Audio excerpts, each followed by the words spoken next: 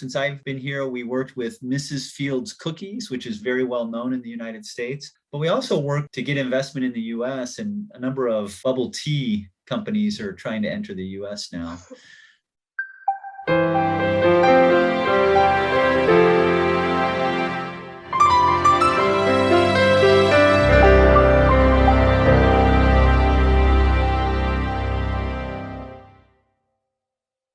职涯人生自己 CUE， 脱颖而出就是你。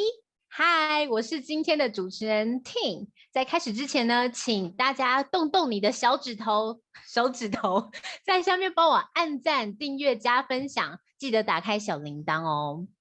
哎呦，在开始之前，我有一个问题想问一下各位观众朋友，你是否曾经好奇？AIT aka 美国在台协会的工作人员，他们在台湾除了给你签证 Visa 之外，到底还做哪些事情呢？今天我们很荣幸邀请到 Mr.Omdahl 来跟我们分享。他呢目前是担任 AIT 的商务署署长，他有非常美好的跨国工作经验，所以他会跟我们分享他的一些个人经验哦。我们请他跟我们打一下招呼。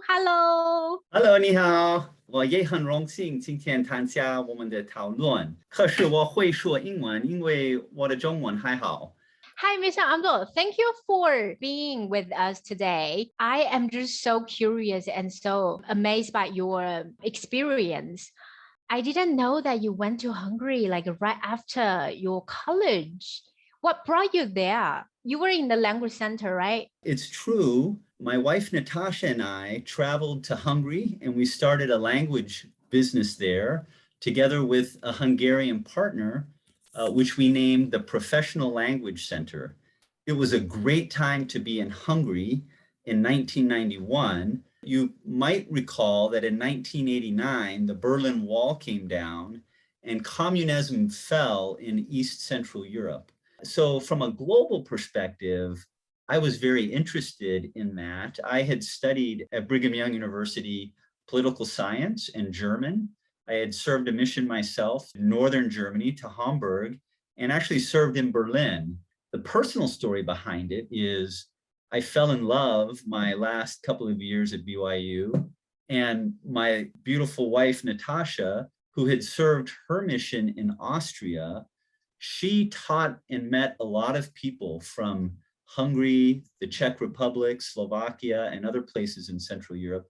And when I asked her to marry me about 4 months before we graduated, she said, sure, that's fine, I'll marry you, but I'm going to Hungary and you can come if you want. It was a great experience. I learned actually a lot about business. As I look back on that experience from a professional point of view, it continued to pique my interest in wanting to do international business. I wish that I would have been a little bit more patient with myself. You know, as a young member of the church, newly married, you're thinking about your family, trying to get your career started. But I wish I would have taken a couple of more years to try to grow the business a little bit longer as I put on my entrepreneur's hat. But the experience was outstanding. It also piqued my interest in diplomatic work. From that time onward, I was also asking myself, what could I do to marry business work with diplomatic work? Is that the reason why you want to go back to school to study international business? Yeah, like I said, you know, I was feeling a lot of energy and need to get a higher education. A lot of my friends were going on to law school or business school. I wanted actually to kind of marry business and international affairs, international relations. So I decided not to go to the traditional MBA route, even though many of my friends were. I decided instead to go to one of the international relations schools. And on the East Coast in the US, there are probably 5 or 6 that are the top ones.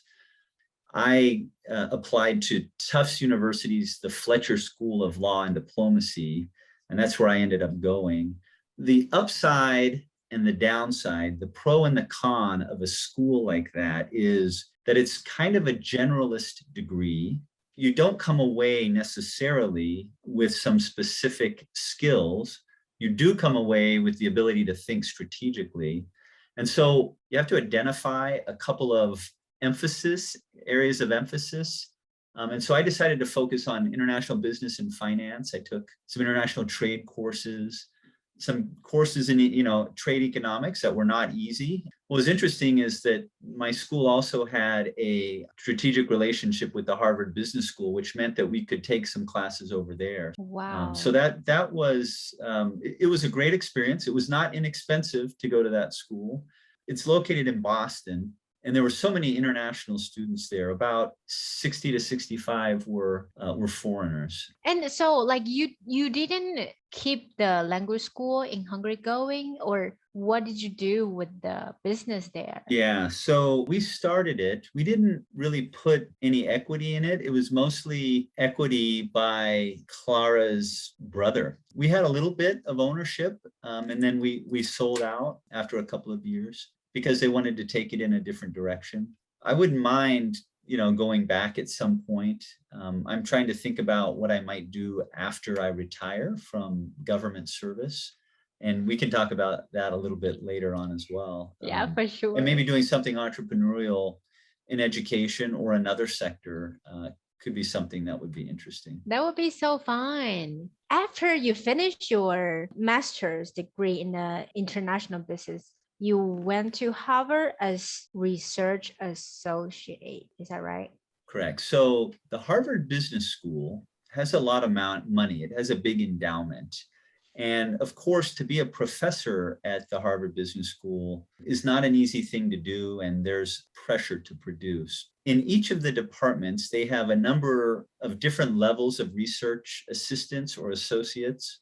And so they're doing some of their own research. They're working with professors on kind of more global research.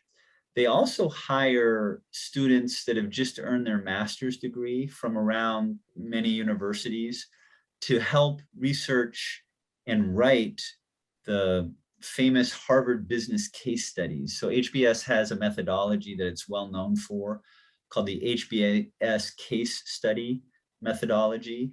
And really what they do is they teach business principles by examining mostly failures, sometimes successes in business through actual real live business experiences. And so I got a job in the technology and operations management area at the Harvard Business School, and I worked with two professors, one of them who had not yet tenured, which meant that he was under a bit of pressure to get a lot of research written and was really depending on me to research and write a couple of business case studies in the pharmaceutical industry. It was a great experience doing that. I learned, again, a lot about business.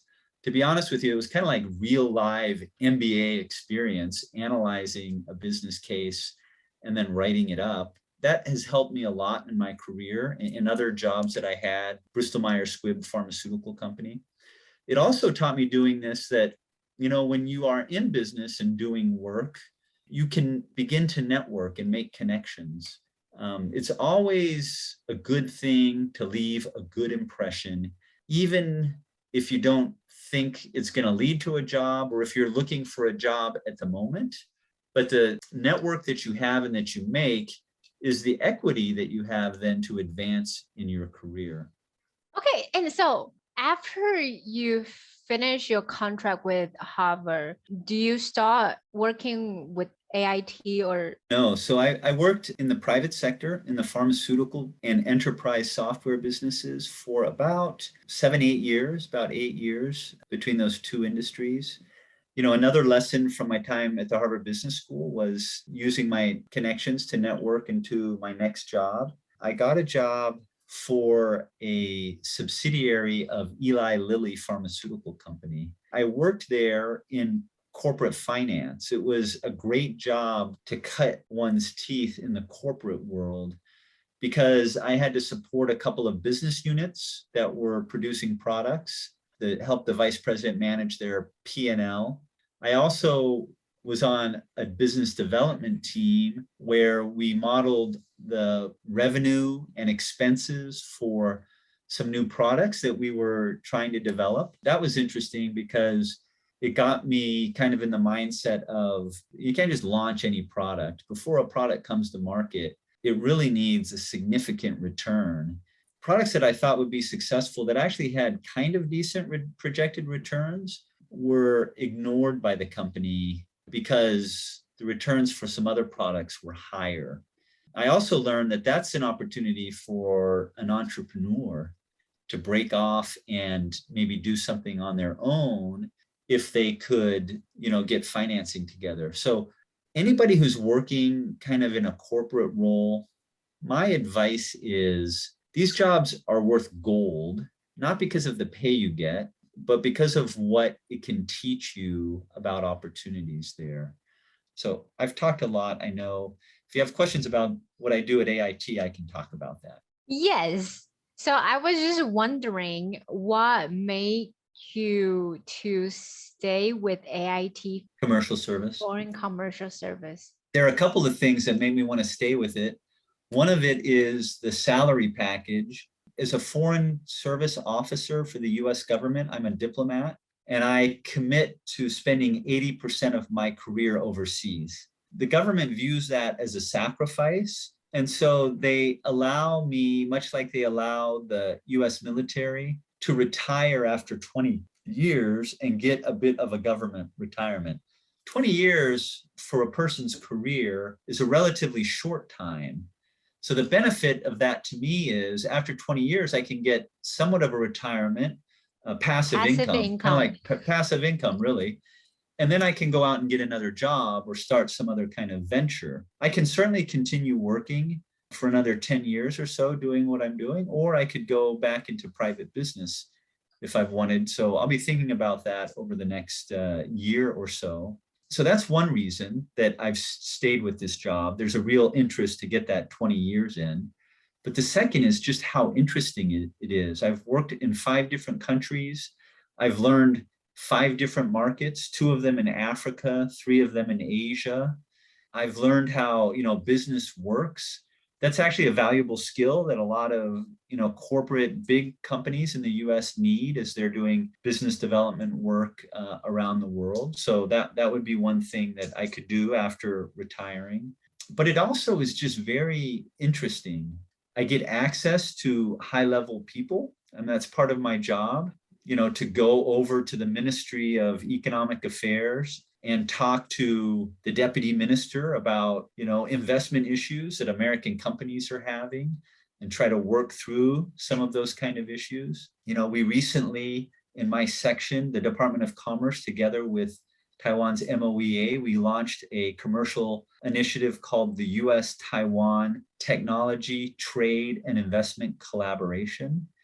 And this is really a dialogue that we have where we're doing a number of things to deepen the US-Taiwan commercial partnership in specific high-tech sectors. And the interest there for the US is to create jobs, but it's also to strengthen our supply chains with our partner companies.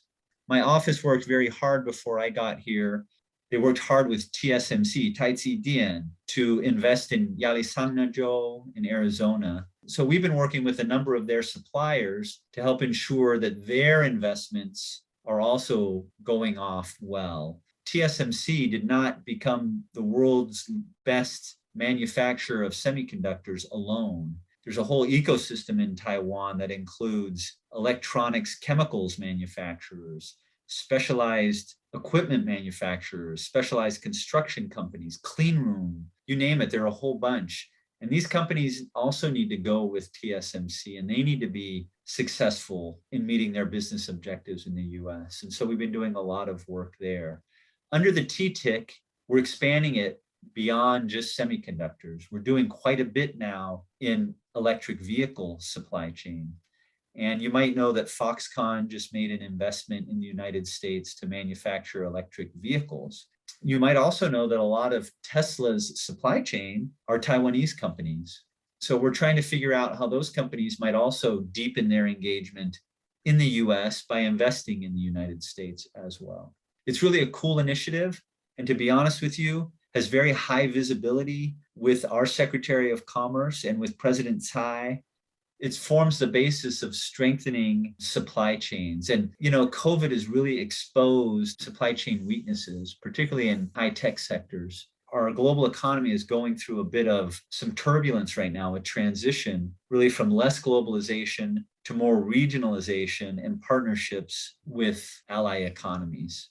We have a portfolio of services that we provide to American companies here on the ground. So companies that are trying to either enter the Taiwan market or expand here. And then there are companies that have been here that have a number of market access issues that they need to work through. A simple example is the pharmaceutical and medical surgical American industry here is pretty big, and they like to sell new and innovative therapies into this market. Taiwan is a world leader in providing a national health insurance plan, but having national health insurance also has its downside, because budgets are limited and it's hard to bring new innovations into the market. And the American companies complain about that. You know, Taiwan is, even though it spends a lot on healthcare, compared to other developed countries, doesn't spend as much of its GDP on healthcare as, say, Korea or Japan in particular.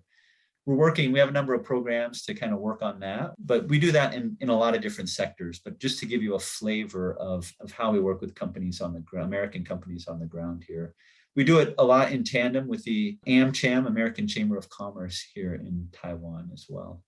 What is your typical day like? Do you have meetings, break meetings, so I'll give you a typical day. We have a high-level visitor from the United States coming on Tuesday. So I'm the head of my section. So I'll be in a meeting with the director. I'll brief this elected official in the US, and then I'll accompany that elected official to a Taiwan company that is invested in the state that elected official represents. They have an operation there. So we'll talk about with that company what happens in that state, what they do, what their program is, etc., and maybe what the state can do to better support investing in that state. And then later in the afternoon, I'll have an engagement with a number of Taiwan business leaders from the satellite industry, the satellite supply chain. So in June, we're taking a delegation of 200 Taiwan companies to the United States' biggest investment activity. It's called the Select USA Summit. The Department of Commerce puts it on every year. My team of 24 have been working very hard, really since January, to develop programs for this. My specialist who covers the aerospace industry has been working with a number of companies that do material science and some on the telecommunication side too, who are in the kind of low Earth orbit satellite supply chain. And so we're going to go on a trip with them to visit like Los Angeles and Colorado, meet with some American companies there and see if we can create some business partnerships. And then we'll travel on to Washington, D.C. to participate in the investment summit. But we're going to have a roundtable with these companies and talk about the program. We have an American company that's coming to town who's helped us organize this, that's going to talk as well. So that's a typical day for me. So it sounds like you are a master of helping people to be connected. 我们知道怎么练习公司 Yeah. Yes, that's wonderful. So if anyone needs to find some partnership with American company from Taiwan, they will go to ask you questions and stuff. Yeah, no, and in fact, I'll just be honest with you. Sometimes I'll ask Philip Ho, if there's a company in the BYU Management Society that has a particular specialty. He helped connect me to a couple of educational technology companies here because we have a tech company that is being run by a returned missionary from here, and they're looking for partnerships. I'm glad to know that the BYU Management Society has a wide network of companies in it, business reps. Yes. Yes. So those are just some questions that people are curious about. As you are foreigners in Taiwan, do you visit like Costco or like Nike or McDonald's like all the time? Yeah, so I go and shop at Costco. It's like kind of going home a little bit. So Costco, we've had some interaction with them professionally when they've had difficulty importing some of the products from the US and other countries into the market. We'll help try to smooth some of those issues over. We do help companies launch here. There are US brands that we've helped, particularly in the franchise space. So since I've been here. We worked with Mrs. Fields Cookies, which is very well known in the United States. And, they're in a couple of malls now. We actually are starting to put more emphasis on the franchise sector. We've hired a specialist to work in that area a little bit more, and she's leading a delegation to the International Franchise Show. But we also work to get investment in the US, and a number of bubble tea companies are trying to enter the US now. So those are the kind of engagements we have. Have you heard about 猪血糕 pizza? Oh, yeah, that's great. How do you think a little about bit. it? I haven't eaten it. I'm not sure that how do you localize your product for the local market?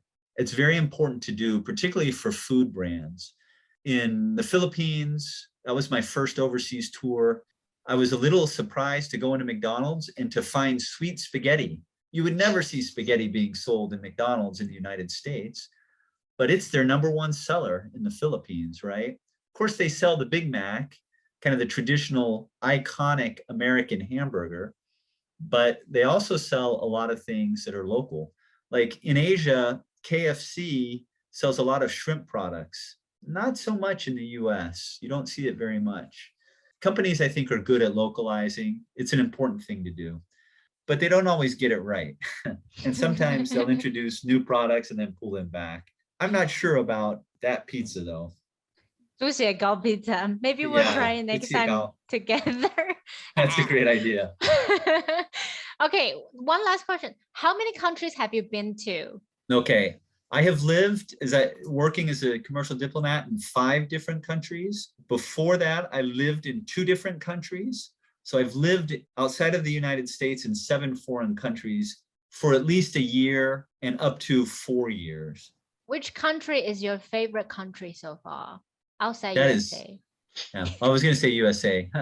I always have to say it's the country that I'm in at the time. I mean, I love Taiwan. There's so much to love about Taiwan. It's so safe and people are so nice. I tried to lose my cell phone here twice and it just found its way back to me. There may not be another country in the world where that would happen. So right now it's Taiwan.